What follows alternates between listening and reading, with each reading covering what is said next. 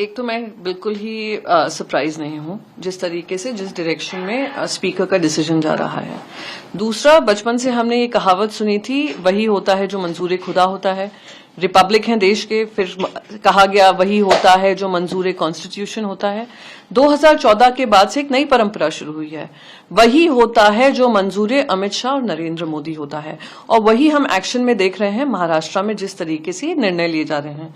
मेरा एक मूल सवाल है, 2018 का अगर constitution, amended constitution election commission के पास नहीं था, जो भी हमें स्पीकर के माध्यम से पता चल रहा है, तो उसके आधार पर हर जो संवाद होता था इलेक्शन कमीशन का, हमारे पार्टी लीडरशिप उद्धव बाला साहेब ठाकरे जी के पास क्यों जाता था?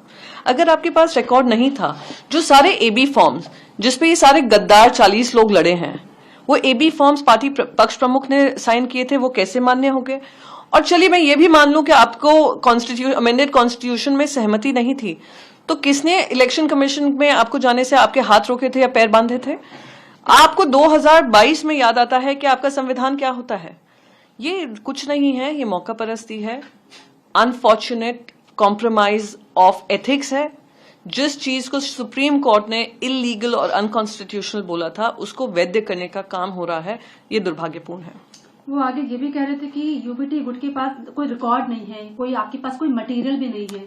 वही मैं कह रही हूँ, वो ये कह रहे हैं 2018 का कॉन्स्टिट्यूशन का रिकॉर्ड उनके पास नहीं है, अमेंडेड कॉन्स्टिट्यूशन का।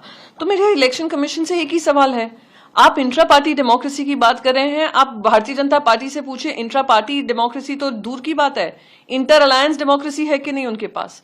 दूसरी बात, आप कह रहे हैं आपके पास रिकॉर्ड नहीं था। रिकॉर्ड नहीं था तो आपने सारे एबी फॉर्म्स को मान्यता किस आधार पर दी?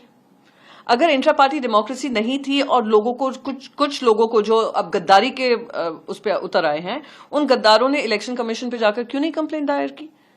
तो अब आकर कहना, तो ये कुछ सवाल, कुछ बेसिक सवाल जो होते हैं वो दिमाग में आते हैं। पर मैं फिर भी कहूंगी, ये निर्णय से जनता का जो मूड है, जो जनता देख रही है किस तरीके से नाइंसाफी हुई है, जिस तरीके से एक पार्टी को तोड़ा गया है, आप मान लो ये हो गया है कि आपके घर में चोरी होती है, आप पुलिस स्टेशन जाकर कहते हैं मेरे घर में चोरी हुई है, आप उनको ये बोल देते हैं, पुलिस ये कह देती है कि ये चोरी जो हुई है, जो चोरी का सामान है, वो चोरों को बिलोंग करता है, जो ओरिजिनल ओनर है उसको नहीं।